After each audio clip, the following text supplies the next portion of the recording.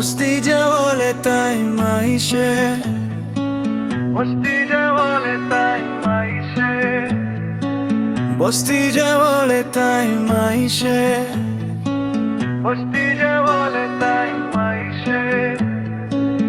ইতিয়াত্র graduate বিহইছে, মই লাগা darling বিপাই নাই।